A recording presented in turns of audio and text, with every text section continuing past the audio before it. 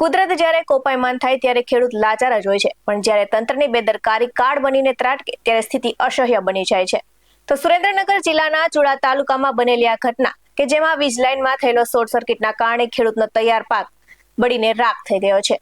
તો આખું વર્ષ જે પાકને સંતાનની જેમ ઉછેર્યો તે વરિયાળી અને ઘઉંના પાક પર આખા વર્ષના ગુજરાતનો આધાર હતો અને તે ખેડૂતની નજર સામે જ ભસ્મીભૂત થયો છે. તો આજે આ વાત કરીશું કે કેવી રીતે વીજ કંપનીની બેદરકારીને કારણે ખેડૂતોના મોઢે આવેલો કોળિયો છીનવાઈ ગયો. નમસ્કાર દર્શક મિત્રો, BS9 TV ન્યૂઝમાં આપની સાથે હું છું નેહા પટેલ. સુરેન્દ્રનગરનો ચુડા તાલુકો અને અહીં અત્યારે ખેતરમાં લેરાતા ઘઉં અને વરિયાળીનો પાક લણણી માટે તૈયાર હતો અને ખેડૂતોના મનમાં આશા હતી કે આ વખતે સારો મોલ ઉતરશે અને દેવામાંથી મુક્તિ મળશે. પરંતુ આ ખુશીઓને વીજ કંપનીના ચબકતા તારની નજર લાગી ગઈ અને અચાનક વીજ લાઇનમાં જોરદાર શોર્ટ સર્કિટ થયો અને તણખા સીધા સૂકા પાક પર પડ્યા. તો જોતજોતામાં આગે વિકરાળ સ્વરૂપ ધારણ કર્યું હતું ને પવનના જોરના કારણે આગ આખા ખેતરમાં પ્રસરી ગઈ હતી અને જોતજોતામાં ખેડૂતોના હૈયાના સપના સમાન ઘઉં અને વરિયાળીનો પાક બળીને ખાક થઈ ગયો છે. તો ખેડૂત પોતાની નજર સામે મહેનતને બળતી જોઈને લાચાર બન્યો છે અને સ્થાનિકોએ આગ બુઝાવવાનો પ્રયાસ કર્યો હતો, પણ ત્યાં સુધીમાં તો વ્યાપક નુકસાન થઈ ચૂક્યું હતું. અને ખેડૂતનો આક્ષેપ છે કે વીજ કંપનીને વારંવાર રજૂઆત કરવામાં આવી હોવા છતાં જર્જરિત લાઇનો રિપેર કરવામાં આવતી નથી અને તેનું પરિણામ ભીષણ આગના રૂપમાં સામે આવ્યું છે. તો હવે સવાલ એ થાય છે કે શું વીજ કંપની આ નુકસાનની ભરપાઈ કરશે અને શું તંત્ર આ ગરીબ ખેડૂતોની વહારે આવશે કે પછી દર વખતની જેમ તપાસના નામે માત્ર કાગળો જ ભરાશે? ત્યારે સાંભળીએ ખેડૂતની વેદના તેમની પાસેથી જ. ગોકરવાળા ગામે જે વીજ લાઇન શોર્ટ થવાથી ઘઉં અને વરિયાળી અને ટપક ત્રણેય વસ્તુને નુકસાન થયેલ છે.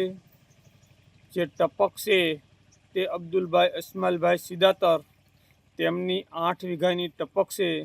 અંદાજે 1,30,000 જેવો ખર્ચો હજી ગયા વર્ષે કરેલ છે. અને બાજુમાં ઘઉં હતા કાળુભાઈ માધાભાઈ તથા મનસુખભાઈ માધાભાઈના બંને ભાઈના 5 વીઘાના ઘઉં હતા. અંદાજે 50,000 થી 60,000 રૂપિયાના ઘઉં બળી ગયેલ છે. અને તેની બાજુમાં વરિયાળી ઊભી હતી, તેને ઝાડ લાગવાથી 25-30,000નું વરિયાળીનું નુકસાન થઈ ગયેલ છે. તેમનું નામ છે રમેશભાઈ જીવણભાઈ જાંબુકિયા.